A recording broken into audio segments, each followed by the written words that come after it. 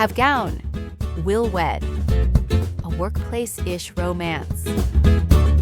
Written by Killian McRae. Episode 1. Chapter 1. Rosalind. I had my phone in hand the second the plane's wheels hit the runway. Within moments, notifications exploded like microwave popcorn.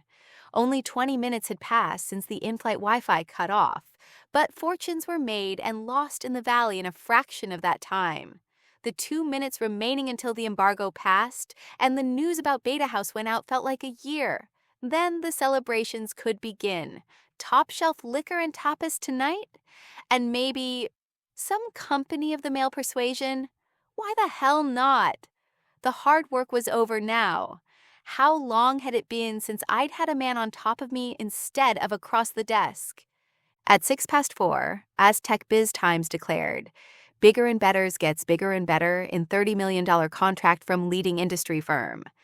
Then, slowly at first, but with growing momentum, the headline infected my stream. Ping pong profiles featured leader links to Harvest readers and Drive click revenue.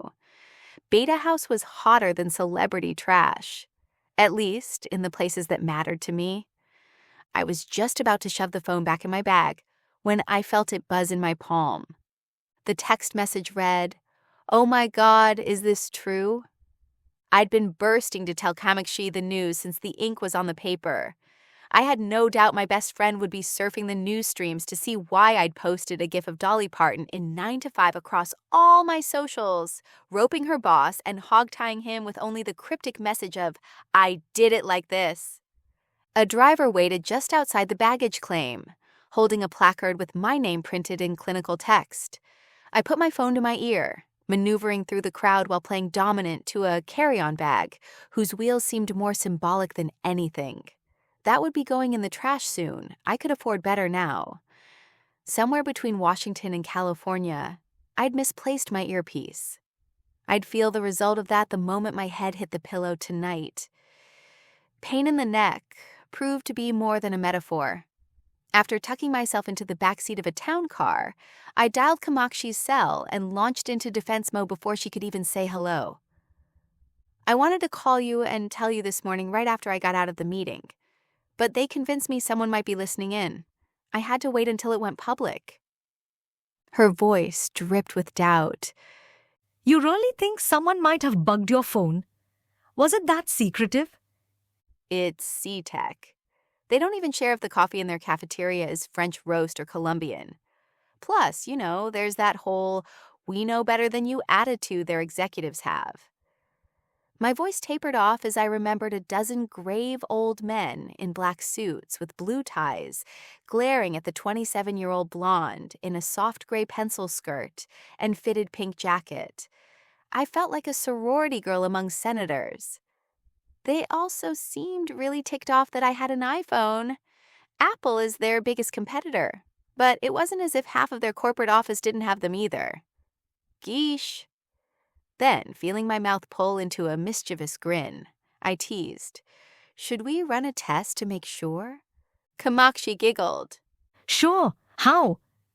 "Say something you think would make TMZ or the bloggers on CNET salivate." "Naked Mark Zuckerberg." "Salivate, not squirm." The squawking laugh drew a raised eyebrow via the rearview mirror from my driver. "Something about me." "Rosalind Betters hasn't had sex in a year." Only my hand slapping over my mouth stopped the expletive. But darn it if it wasn't true. I mean, there wasn't a whiteboard on my refrigerator that read, "Days passed without sex, 379. Craig Ipswich counted as the most recent statistic in the graveyard of dead-end relationships.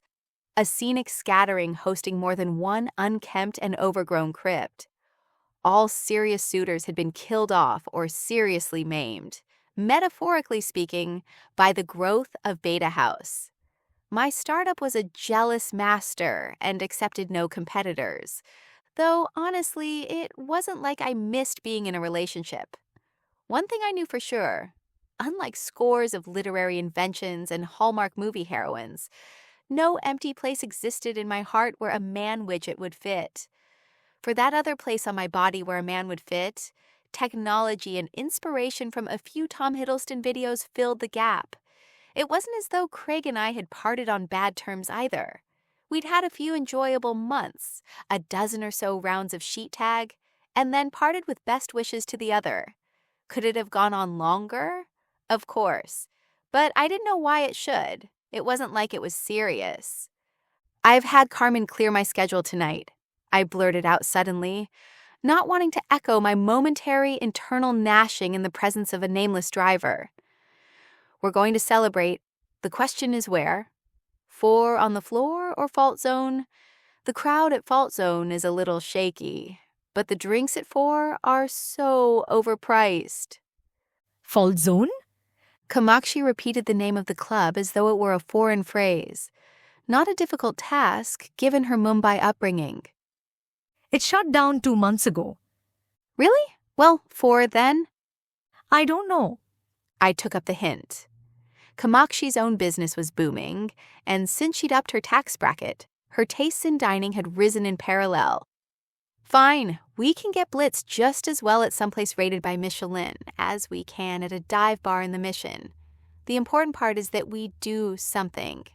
I can't have it written in my memoirs that the day I scored the first huge deal of my life, I stayed at home alone with my dog and watched Klondike Annie again." How about I pick you up? We can head down to Sutro's for dinner. "Absolutely. Sutro sounds great," I agreed. "What time should I ask Carmen to make a reservation?" I'm sure with all the new business coming in, Carmen's got enough on her plate. Leave everything to me.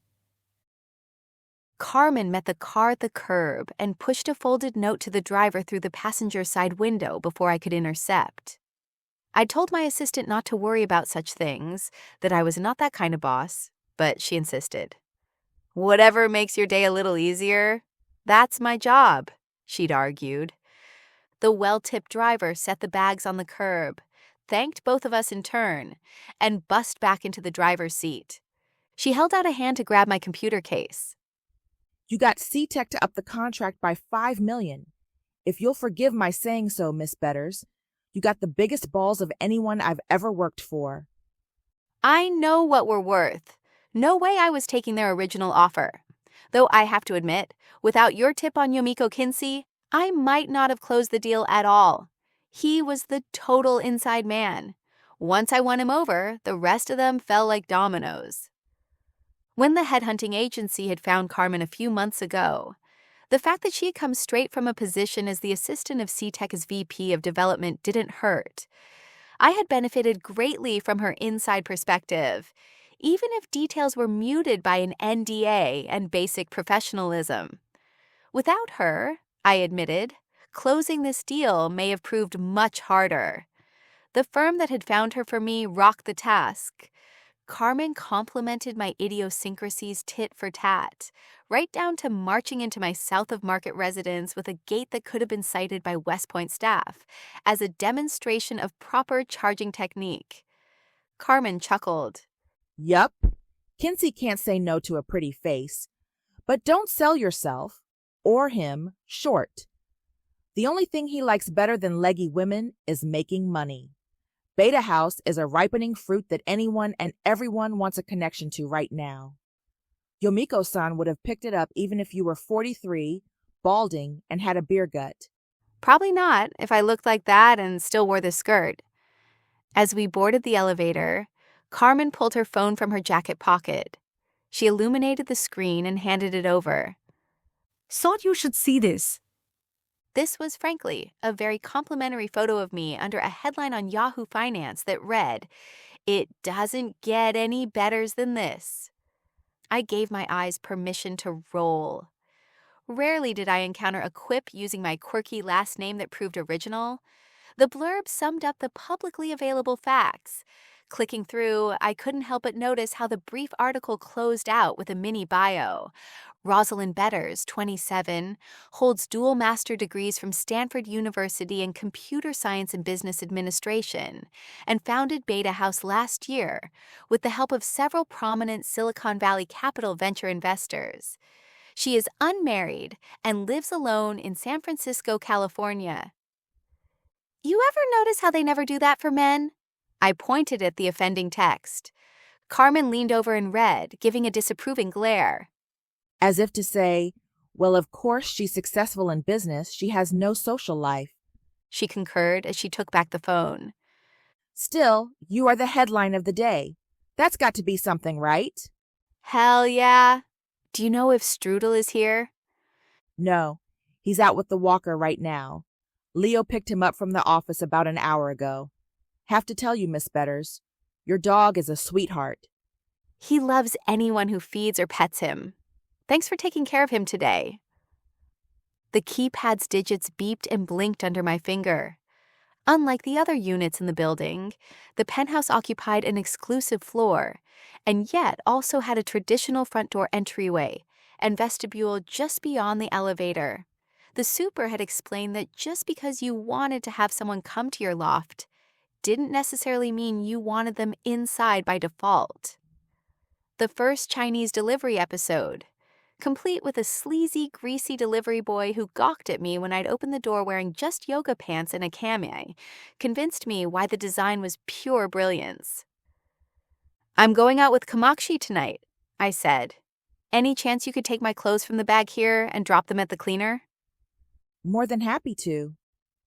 It was then that something odd occurred to me. Wait, why are you here? Shouldn't you be out celebrating with the rest of the office? Carmen's eyes darted toward the floor indicator light as it moved from 3 to 4. Just wanted to make sure you got in all right is all. No, really? The smile Carmen was laboring to suppress didn't elude me. Oh my God, Carmen! Is there something upstairs you're not telling me? Maybe. When the door opened on the 15th floor a moment later, I sprinted. One of my lifelong dreams, to walk into a room, find it filled with balloons, streamers, and friends, was on the verge of realization. I'd wondered why there weren't more calls right after the news broke. Mystery solved. All my friends and employees must be waiting inside. Screw going out. This was better. Scratch that. This was Betters. Throwing open the door, I ran inside and did my best to fake surprise. But as it turned out, faking was unnecessary. No streamers, no banners, no twinkling lights.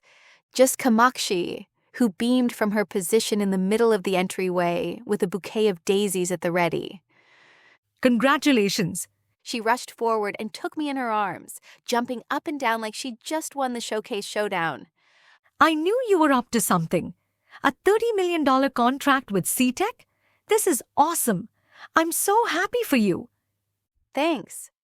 I tried not to sound like I'd just been handed a plate of catfish when I'd expected caviar.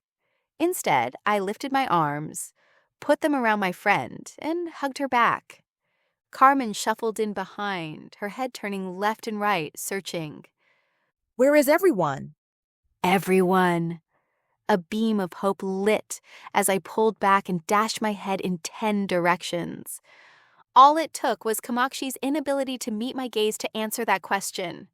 As though realizing I disappointed her, a string of rushed explanation burst from her mouth. I knew when you said you were going for a game-changing meeting. You meant it. But I didn't want to plan anything too extravagant, just in case it fell through. I texted everyone, but I only had an hour's notice when I knew for sure, and... Kamakshi, you are the most anal-retentive person I know when it comes to planning, I declared, cutting off my friend. You schedule your dentist checkups a year in advance. Just tell me the truth. When did you really plan this? A week ago. No one actually punched me in the gut, but it sure felt like it. I drew in a deep breath and cranked up my rationale-generating machine. Truth number 1, my friends all had their own lives and jobs. Some even had families now, if I remembered correctly. But still, a whole office of workers and not a single one accepted Kamakshi's invitation? Didn't you invite anyone from Beta House? I was afraid they would blab to the press if I told them too early. Carmen admitted. I did give the office manager a call on my way over here, but he said everyone had already left to celebrate on their own. Okay. With fists planted on my hips, I looked at my feet, lecturing them about the importance of staying under me. But what about the gang? None of them could make it? Kamakshi diverted her gaze. Well, not without cause. Carmen closed the door to the elevator lobby and dashed off to the kitchen, emerging a moment later with a bottle of Pinot Grigio. Andrea's at home taking care of the baby. Lani couldn't fly up from LA. She and Jack are leaving for a cruise in the morning. Angie really wanted to be here, but she's visiting her in-laws in London this week. And Nickel, well, you know about Nickel. No, what about Nicole? My upper and lower teeth had declared war on each other. Not out of anger, but out of fear and confusion. The clenching stopped, however, when my imagination took over. Oh my God, is she dead? Kamakshi, tell me she's not dead. I know I've been busy, but I haven't been that busy. I would notice if one of my best friends died. No, she's fine. Kamakshi took the flute Carmen offered. She moved to Dubai with her husband last month. You don't remember me telling you about that Arab millionaire she married? Wait, Nicole is married? Shell shocked was putting it mildly. And Andrea had a baby? Like a baby human? Last spring, Ben, he's almost a year old and so cute. Last week he started doing this thing where Roz, you don't look well. Sit down. Carmen, help me. Together, they hooked my arms and maneuvered me around the glass coffee table, then lowered me onto the white leather sofa. Drink this. Carmen pushed Mercy alcohol into my hand. Focusing dead ahead, I pressed the glass to my lips, tilted it back, and in one fell swoop, downed the entirety. Kamakshi bit her bottom lip. Maybe we should have gotten her some water instead. The empty glass sunk to my side. No, alcohol was the right decision. I took several deep breaths, coming to terms. Okay, so I was a little behind on the lives of women I used to be so close to in college. We'd text each other goodnight across campus as part of an ongoing joke. What did I think that they'd all stop moving on with their lives just because I got a little distracted? I didn't realize I'd posed the question aloud until Kamakshi answered. Of course not. And they all understood. You've been building Beta House, working 16-hour days when you're not jetting halfway around the world. You've been living the dream we all had. But that's what gets me, Cam. This is what we all wanted. We all said biz before bros and cash before cocks. What happened? Seems like you and I are the only ones who remain true to that. Carmen attempted the role of impartial life coach. But that's how life works. Sometimes you set out towards a destination and discover somewhere else you like much closer to home. With another breath, I gathered all my tension into a ball at the pit of my stomach, then imagined it becoming particulates as I pushed the contamination through pursed lips. You're absolutely right. Besides, I turned to Kamakshi. We're still in it together. I got Beta House, you have Kitara, and we're gonna rule the world just like we planned, right? No relationships, just equity. As though Kamakshi had suddenly developed an intestinal bug, she cringed and squirmed. Yeah. The nerves were back, and so was my pulse pounding in my ears. No, I am not that out of the loop. I know, we still have dinner once a week. Well, except these last few weeks, but leading up to the big meeting. What happened? Did your funding fall through? Did you liquidate? Whatever it is, we can undo it. Now that I have the CTech deal closed, we can get together and brainstorm like we used to do. We'll find a way to fix it. Kitara is fine. And both you and I know that your big contract is going to double your work, not lighten it. Kamakshi returned. It's something else completely. This isn't really the way I pictured telling you this, but... Pushing her hand into her pocket, Kamakshi withdrew a gemstone that could choke a goat. It was only when she slipped the rock over her finger that I noticed there was a gold band attached to it. I'm engaged. There were only so many revelations a body could take before it had to reboot. One final thud, and I was through. The next moment, I power cycled and rebooted right onto the living room floor. Chapter 2. The scent of lavender tickled my senses as my lover touched his lips to mine. He licked me like a man. Full, wet, warm slops of saliva spread from my chin, past my lips, and up the arc of my nose. Over and over his tongue darted out and lapped my face, moving left then over my eyelids. "Strudel, stop!" Carmen's hands fretted about her own neck, as though she were trying to decide whether or not to strangle herself.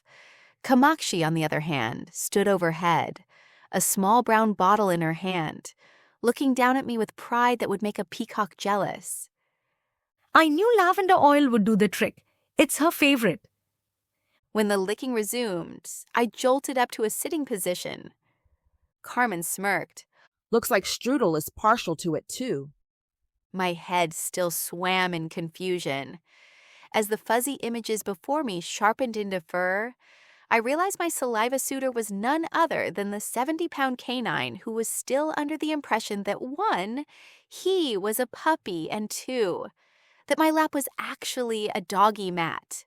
Strudel crawled onto me, effectively crushing me into the couch, and proceeded to cover my face in spit-fueled love. "Hello, baby." His ears felt like crushed velvet against my palms. "Mama missed you. Did you just get back from your walk?" Then, looking up at a consternated Kamakshi, who considered Strudel competition for the role of my best friend, I asked, "What happened?" I told you I was getting married, and you decided to pioneer apartment floor planking. She gripped Strudel by the collar and pulled him back. Carmen, meanwhile, reached out a hand and hoisted me to my feet. I've never actually seen someone faint from shock before. It was just like a scene out of some old Hollywood movie. The corner of Kamakshi's mouth pulled back into a pinch. Where would Rosalind have seen any old Hollywood movies? She asked with a healthy dose of sarcasm. Carmen ignored the quip. You feeling okay? Strudel pushed his snout into my hand, his big black eyes fixed as if asking the same thing.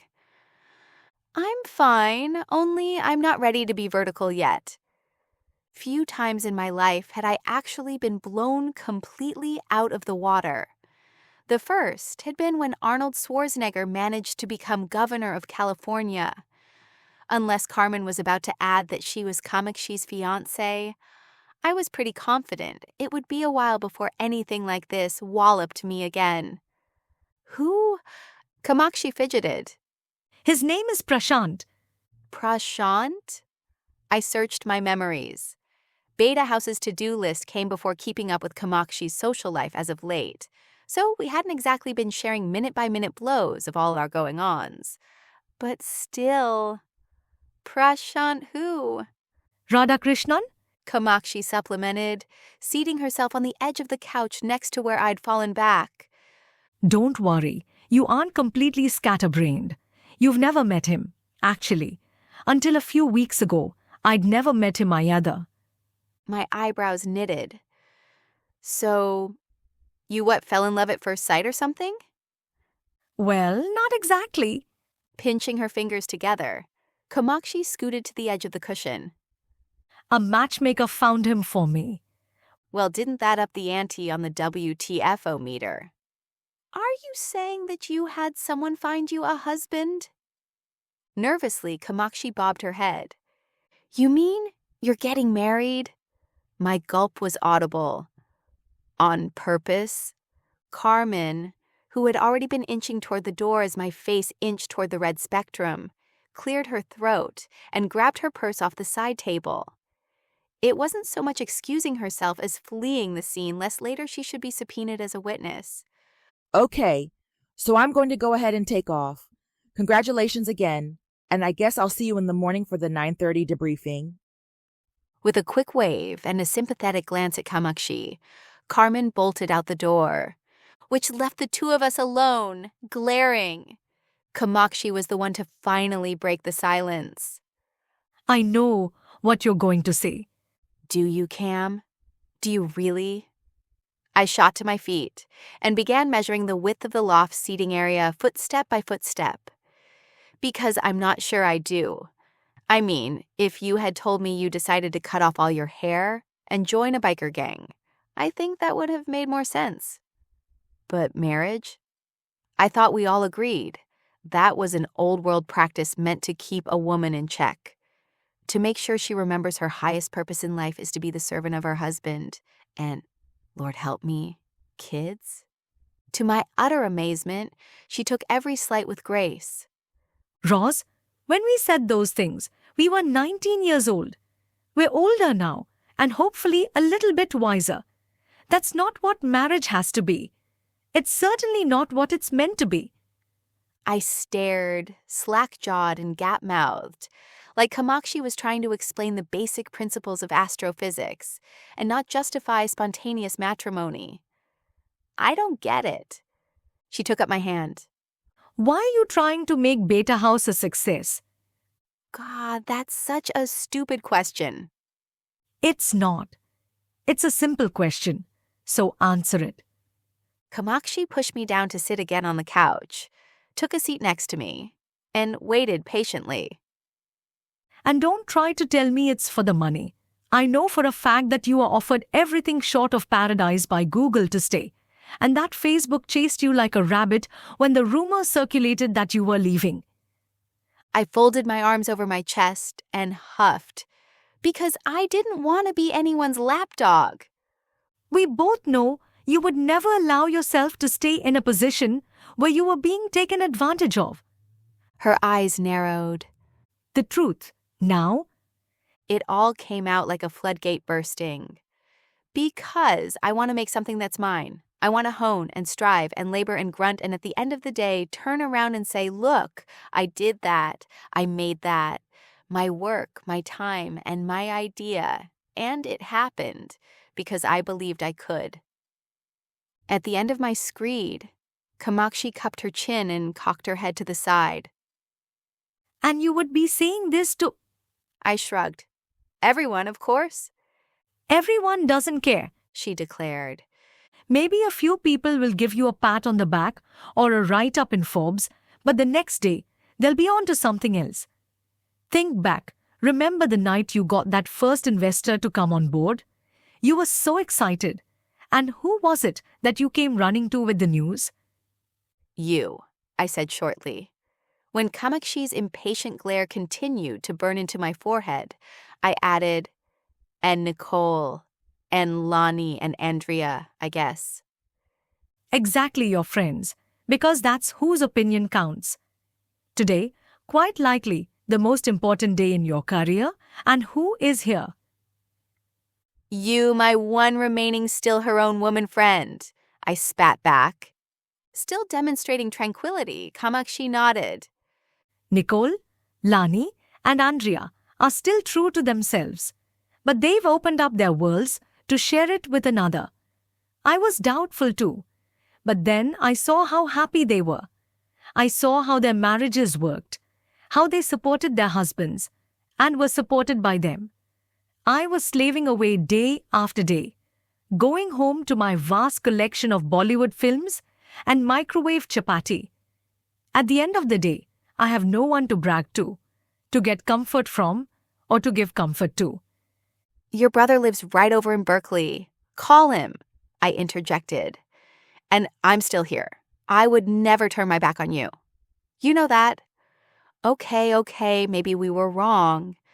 Maybe marriage isn't always horrible, but I stand by it being debilitating to a career. Well, to a woman's career anyway. You can't tell me that's not true. Blaming marriage for the shortcoming of the people in one is like blaming a sailboat for the inability of its crew. It's like Nick Cole told me. She'd look at the really successful valley suits, men and women, and see empty castles, all facades, no internal structures. Yes, Rosalind Betters, you might be the next Meg Whitman or Carly Fiorina, but remember, they both are married, and I think the better for it. Everything you and I thought was wrong. Marriage doesn't make a woman weak. A good marriage makes a woman stronger. I want to be part of something like that. Self-righteousness flooded my mouth with fumes that lacked flame. But your job! Now Kamakshi's look turned admonishing. I'm just as dedicated to my career as ever. I want my company to grow and flourish, but at the end of the day, I want my soul to grow and flourish too. That's why I'm getting married, because I want what I do to count for someone who cares, who will be with me forever. Soft fur brushed against my hand. I looked down to find Strudel's big black eyes wide, as though issuing a challenge to argue that. And Prashant is what was the right word? Wise decision? A smile spread across a beautiful sandstone-hued face. Are my decisions ever else wise? No, they weren't. I trusted Kamakshi's judgment implicitly. Focusing on my efforts to stroke Strudel's neck just the way he liked it, I took a moment to collect myself. What choice did I have? Kamakshi was my last close friend, and if I lost her due to her decision to marry, when I lost her due to her decision to marry, there'd just be me. Me and a dog. Wait, if Kamakshi always made good decisions, and if what she said was true, suddenly I realized that my best friend had struck on something not only surprisingly true, but absolutely brilliant. I looked up from Strudel and opened my arms out wide. I guess then the only thing left is to meet him and congratulate you both. And after that, I had to get busy. Chapter 3. Xavier. Mr. Hommes, your 245 is here. My assistant Corey hung on the edge of the doorway, awaiting my acknowledgement.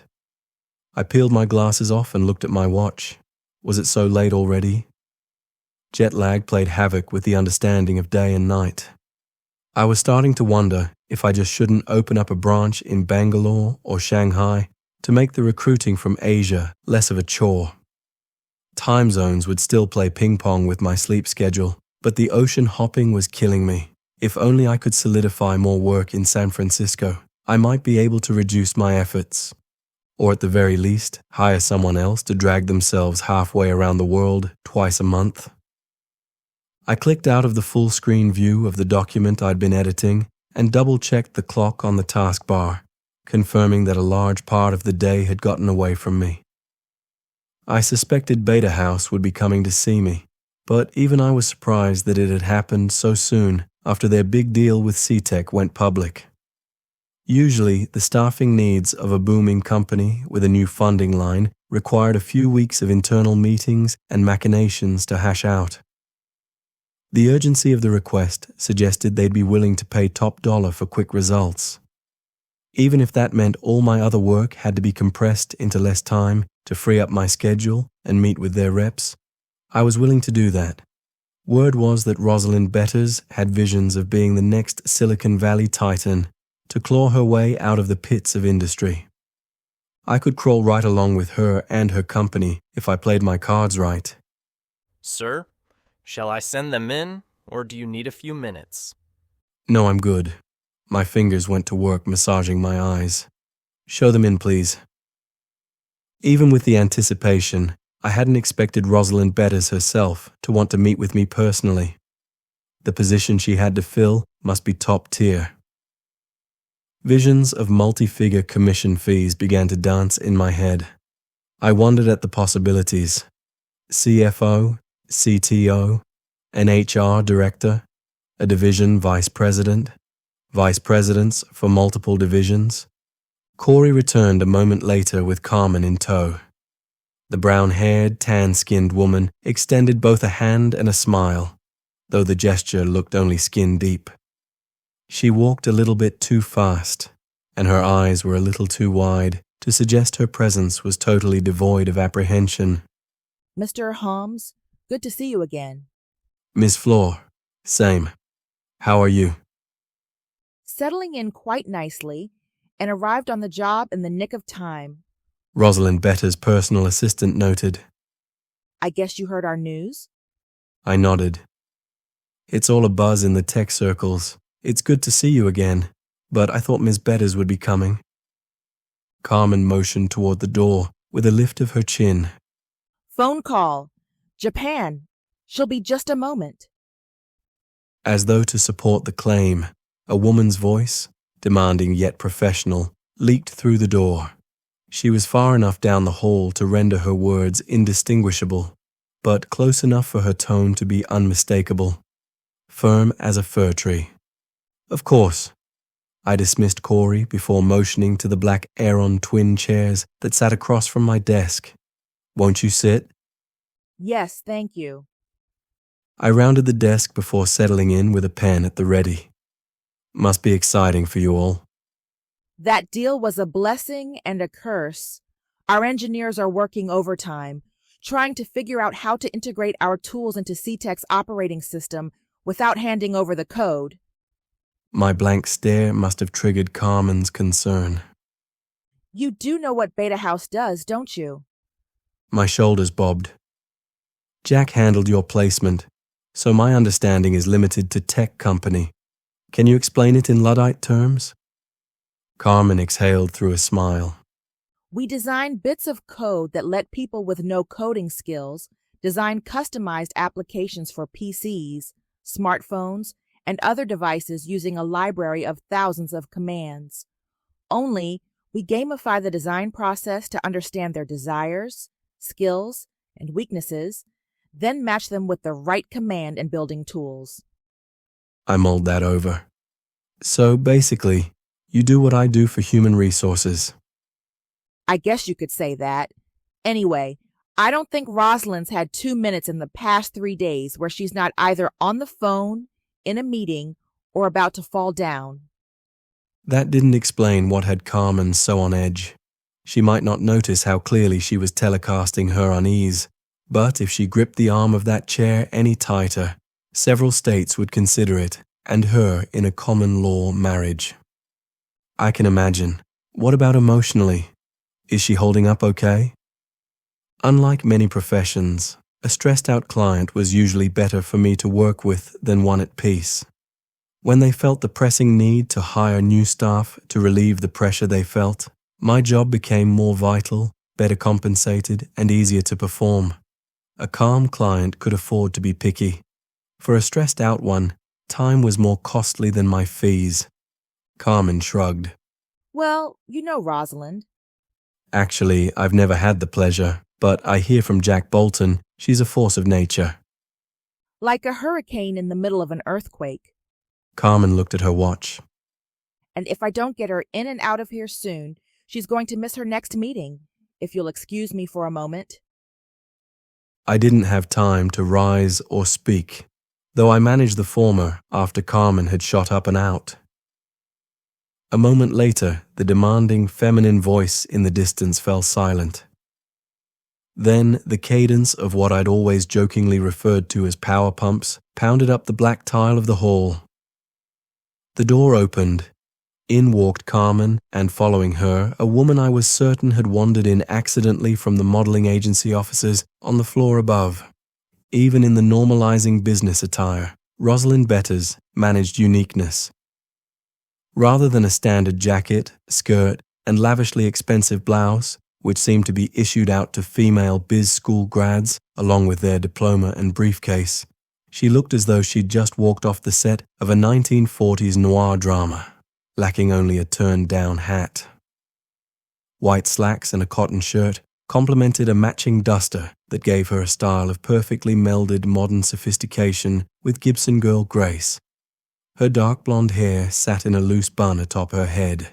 Her ivory skin surprised me. Most CEOs of a tech-driven company spent more hours a day in the sunless shelter of a boardroom or in the glow of a computer screen than the great outdoors in a month.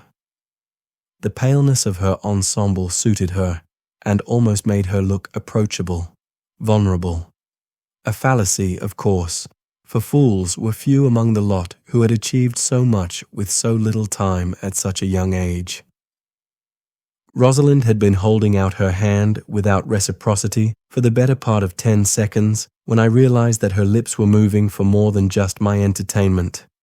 I pushed myself back into the here and now. Sorry? Her lopsided smile delighted the eye. I said, "It's nice to meet you in person, Mr. Holmes. I'm Rosalind Betters."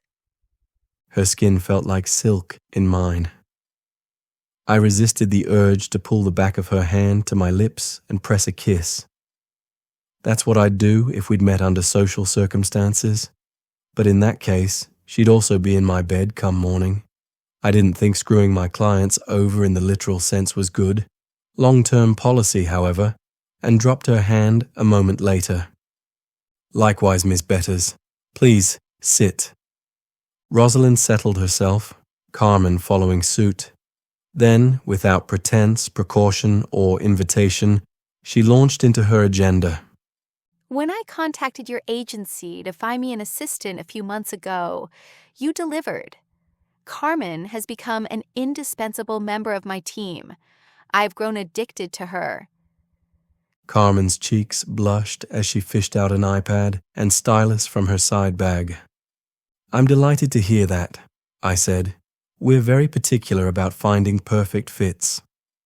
I've trained my team to analyze a client completely and understand not only their needs but their personalities. I'm delighted to hear that Jack Colburn's selection of Carmen was spot on. With all the warmth of a stone, Betters plowed on. Indeed.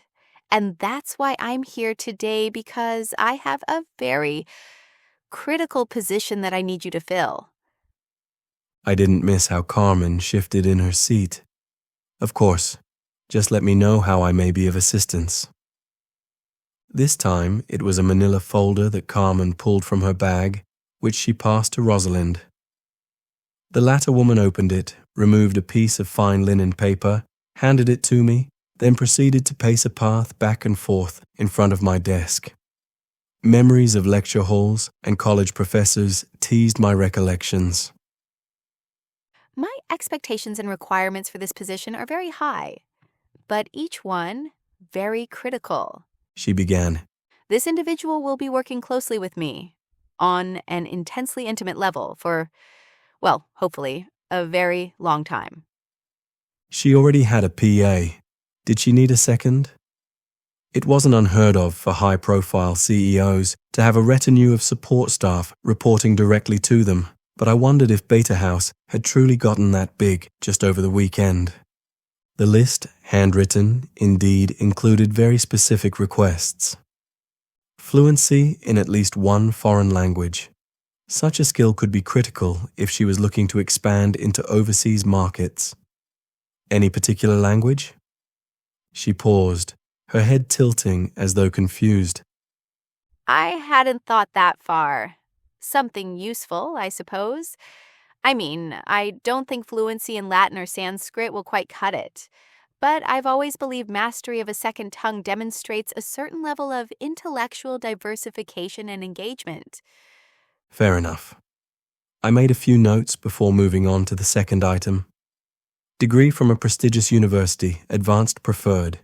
Any particular field of study? Business, engineering, marketing?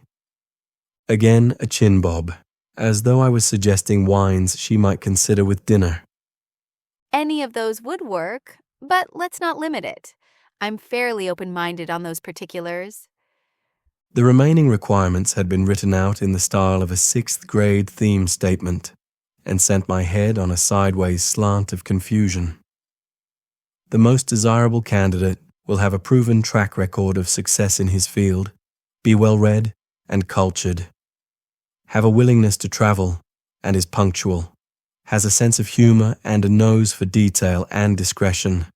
No applicants with children from previous relationships need to apply. I lowered the paper, along with my anticipation of a financial windfall. Ms. Betters, I must advise you that, under California employment law, you cannot take an individual's household situation or marital history under consideration. At least, I leaned forward over my desk and lowered my voice. Not in writing, not officially. A grin the size of the San Andreas Fault broke across the blonde face. She halted her pacing, planted her hands on the edge of the desk, and matched my tone and composure. This is an exception, Mr. Hommes, I assure you. While we're on the subject, it should also be noted that I'm only interested in male candidates. As I stood, knowing I was about to slice the wrist of a burgeoning income stream, I filled my lungs and prepared to perform harikari, mistake. The air, mixed with an infusion of Rosalind's intoxicating fragrance, brought clarity and determination only to my baser instincts. As though she realized this suddenly, she pulled back her hands and visibly faltered, even if just for a moment. Then, almost as if she noticed her own actions, Rosalind straightened her spine and crossed her arms over her chest. God, she could go from silk to steel in a heartbeat. Is there an issue with my expectations, Mr. Hommes? I knew well enough someone with the tenacity to build the sort of empire she had in so little time wouldn't be intimidated by the likes of me. But something about me set her off kilter. Part of me wanted to let go of my well-disciplined restraint and professionalism and tell her that sexism wasn't made proper by its practitioner being female. Of all the people I'd ever thought I'd have to school on the importance of gender neutrality in recruitment, the high-flying woman CEO in an industry dominated by men wouldn't have been one. There is. I'm afraid I can't assist you with what amounts to an illegal recruitment. The law is very clear on this sort of thing. And if you don't mind my adding, I'm a little surprised a woman in your field, whom I'm sure has encountered her share of sexist idiots who thought her reproductive organs meant she was inferior, would have such an idea. I've had my dealings with those types, I assure you, but I'm afraid you misunderstand. She backstepped to her chair and sat, crossing one delightfully long leg over the other. I'm not looking for an employee. My mind reached for another possibility. Even for interns, this isn't... Her gray eyes narrowed. Not an intern either. What I'm after is... A husband! The words exploded from Carmen's lips, along with a sound somewhere between a squeal and a sigh. She wants you to recruit her a husband. My eyes dashed from Rosalind to Carmen, and back to Rosalind again. Even if my ears were playing tricks on me, the truth of this being a joke must be written on their faces. Sadly, I only found the sentiment reflected, not refuted. You must be kidding. I wasn't sure if I could laugh. I was sure I wanted to. Not in the slightest.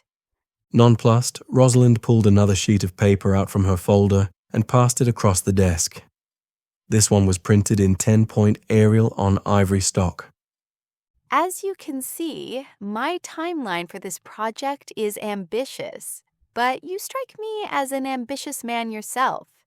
I'm sure you can rise to the occasion. I bit my tongue, suppressing the temptation to offer innuendo. It's already April, She continued. That doesn't leave much time to plan for a June wedding. Carmen will be meeting with several wedding planners next week, so we can expedite the process. We'll handle the logistics. All we need from you is a set of appropriate candidates who can adhere to the required timeline. An expectant timeline indeed. What, no dress? Her features shifted for a moment to something approaching annoyance. That issue is already settled. My will overturned, I surrendered to my chair. I'm... When I caught Rosalind looking at me askance, I righted myself. This really isn't what I do. I don't have any credentials or experience arranging couples. But you found Carmen. Rosalind motioned to the PA behind her without turning. You may not realize it, Mr. Hommes, but what makes you different from the other firms is that your focus isn't just on qualifications. It's the reason I came to you to find a personal assistant. I consider myself a professional with the ability to diversify my approach, but you were able to find someone who grooves with me, no matter the direction I turn. Nonetheless, I'm not a matchmaker, I attempted to argue. Again, she leaned into the desk, bringing with her proximity a fresh wave of baby powder scent mixed with roses. But you are. She twirled around as though the very act closed off that statement to argument and took a seat next to Carmen. I admit, when the thought first crossed my mind about, well, let's just say it, an arranged marriage, I dismissed it too. But then I got to thinking, finding a spouse isn't so different from filling any other position. It isn't as much about the skill set. Her head dashed to the right. And that's not at all to say that you don't have some mad skills, Carmen, as it is about finding a personality match. When I came to your firm a few months ago, I was impressed with how much care your associate took. Jack Colbin really got a handle on not only what my needs as a professional were, but who I was as a person, in order to find me the perfect match. The method, which I insisted my employees refer to as human sourcing, not human resourcing, made Hommes HQ a contender in the already overcrowded industry. Still, to reduce its brilliance down to a wayward version of the dating game for executives. That's very kind of you, but still. Rosalind stood. The woman clearly did not like to remain still. She cocked her hip and rested a crooked hand on her waist. Gone was the light-hearted, almost sympathy-inducing batting eyes. In place of that was a steel-eyed CEO on a mission. 1 year of exclusivity. I looked back to her wish list. That is considerably longer than most high-profile marriages, but I don't see it listed here. I mean for Beta House. She retorted through clenched teeth. Take on this assignment for me, and I'll give Hommes HQ 1 year as my exclusive go-to service for all my high-level staff. You heard about the new contract we closed on last week, I trust? I nodded. Well then, you see how beneficial this could be for you. In the next 6 months alone, I'll need your help to find a new chief financial officer, chief operating officer, and a number of senior scientists, marketers. My business is booming. Do this for me, and yours will be too. She spoke my language. Money. Except I was still convinced that she had to be kidding. Any moment, a pithy hipster from some "you've been punked" show was going to leap out and prove me the fool after I'd accepted. I stood and mirrored her somber pose. This is something different entirely from the norm. Chemistry isn't usually a qualification I have to worry about, not unless we're talking about a PhD in organic. I can't make guarantees that you'll find any of my proposed candidates acceptable. A smile cracked across her face at the quip. I suppose we must have some measure of success, mustn't we? Indeed. As my thoughts turned toward possible benchmarks, I reached up and rubbed my chin. Only a moment later did I catch Rosalind's eyes lingering on my hand. She was drawn to hands. I made a mental note, keeping in mind that candidates would need to have exceptional hygiene and grooming practices, possibly even regular manicures. It was then I'd realized that I'd made my decision, but I wasn't about to be at the begging end of this fracas. No, success needed to rest in her hands. I grinned. As only you will determine if any candidate is desirable, I will consider the position filled when you propose marriage to the man of your choice. Me? Propose? Rosalind blanched. She coughed once, then resumed her determined tone.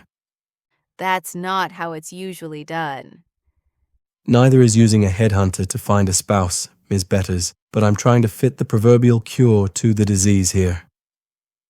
I leaned down to a desk drawer and pulled out a standard contract. Also, my commission will be payable regardless of the answer you receive from your intended. She chewed on that a moment. Okay, deal. You agree to provide me with a list of potential spouses, one of whom I guarantee to propose to, in exchange for Beta House's exclusive contract with Hommes HQ for 1 year. And your fee will be payable upon execution of my proposal for marriage, regardless of the response of the third party. My hand jutted out, ready to accept hers across the desk. 18 months and we can shake on it. Looking at first surprised, her features softened into a mask of satisfaction. As she pressed her hand into mine, the corners of her mouth rose again. Oddly, mine did too. Deal. Good. The pen scratched out my signature on the contract. I handed the document across the desk to Rosalind, who examined it for a passing moment. That is my standard contract. My fee appears on the second page. We'll have my assistant send a copy to Carmen's attention for your files. Rosalind turned the page as a grin covered her face. Am I financing a boat for you, Mr. Hommes? Yes, a small dinghy, so I can row myself out to Alcatraz and be locked away when all this turns out to have been as crazy as it first sounded. Perhaps there'll be room in it for us both. I believe that you are familiar with my method. As you said, it involves a very intimate inspection of the person under whom the candidate will be working. In the case of a husband, I suppose those words were more than just metaphorical. If I can ask Miss Flor to stay behind a moment, I'll work out a time on your calendar in the next week or so for me to start that process. Rosalind nodded. Of course. Carmen, I'll see you for the 5 o'clock con call with Singapore. I'll be back over to the office just as soon as possible. As Rosalind exited, Carmen remained. We exchanged a look that threatened to boil into laughter at any moment. Ms. Flor, if Rosalind Betters is a closeted crazy given to irrational actions, I'd be happy to float your resume around. I have several clients in the area who would benefit from your qualifications. Rosalind isn't crazy, only this idea of hers is. She's just scared. The word seemed inappropriate for someone with such a bold spirit. Scared of what? Of being left out. She looked down at her iPad. She has 30 minutes at 4 open tomorrow afternoon. Will that be enough? Her eyes hung on my answer. Where? At Beta House, of course. I shook my head. No, it has to be in her home. No office appointments. Okay. 7:30 p.m. Tuesday night? Does that work for you? Rounding my desk, I pulled up my calendar to confirm. Yes, that works. Carmen tapped furiously at the tablet screen. Actually, not a bad idea. If you get her at home instead of the office, you have a 50-50 chance of having her undivided attention. Perfect, because if there was one thing I needed from her, it was her attention. With a sweep of my hand, I motioned to the hall. Please allow me to walk you to the elevator. Jack Colbon, my best employee who had actually handled Beta House's prior search, caught me just as Carmen's body disappeared into the elevator. So was it a CTO or CFO? I have a few people I'm eyeballing for a search at Insight that might work for Beta House too. Actually, she wants us to find her a husband. Jack's barking laughter filled the hall, until a moment later when he took note of the solemnity on my face. Oh my God. You're serious. As if he could see her spirit still occupying the elevator shaft, his eyes drew to the spot, gawking. What did she say when you told her no? I didn't tell her no. When his sneer took me on, as though I had caught a case of the crazies from being in Rosalind Betters' presence, I continued. I don't have to find her a husband, only a list of viable candidates. We agreed that the position will be considered filled when she proposes to one of them, no matter what answer the guy gives. A lump worked its way down Jack's throat as he gulped. I'll spruce up my resume for when this all goes south. Relax, Jack. This is going to be the easiest assignment ever. I mean, look at her. She's beautiful, successful, intelligent, determined. She looks like Audrey Hepburn, acts like Katharine Hepburn, and has the intelligence of Hedy Lamarr. She's exactly the kind of woman any man in his right mind would want. Filling this position will be like pouring water into a glass. Jack nudged me. Putting your own name on the short list? This time I did laugh. Come on. I appreciate the package, but it's not the type I like to receive. You know me, I hate strings and complications. And if there was any one thing Rosalind Betters represented, it was string. A huge ball of silk thread that she'd use to bind my wrists and ankles and keep me tied down to only her. But even I had to admit, it might be fun to play with that ball of string for a while.